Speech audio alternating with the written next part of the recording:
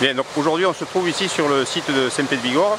On utilise en fait ce plateau technique dans le cadre effectivement du sauvetage aquatique, c'est-à-dire des sauvetages qu'on va mettre en œuvre dans le cadre d'inondations.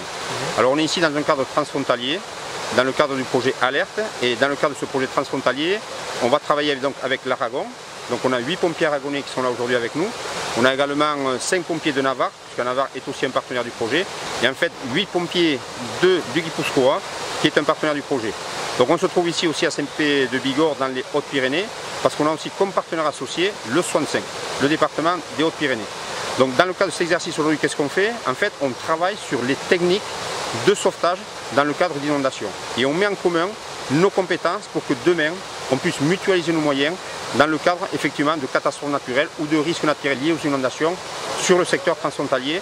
Et cela nous permettra à terme de pouvoir mutualiser nos moyens et d'engager pour optimiser le secours des moyens aussi bien aragonais, navarrais, du Guipuscoa ou des Hautes-Pyrénées dans le cadre de secours en inondation. C'est un projet qui va durer sur 3 ans. Autant pompiers et officiers seront formés, comme vous l'avez dit, vraiment concrètement le but c'est que dans 3 ans, sur n'importe quelle opération, quel que soit côté français ou côté espagnol, les deux types de pompiers, français et espagnols, puissent être engagés sur le terrain.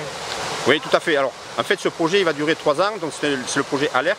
Donc c'est un projet européen, donc financé à 65% par l'Europe, sur un budget de 3,5 millions d'euros. Et il couvre non seulement la partie aquatique, mais également il prend en compte également toute la partie feu de forêt, la partie risque technologique, c'est-à-dire les feux spécifiques, risques chimiques, on parlera aussi des feux urbains, on parlera également des feux industriels.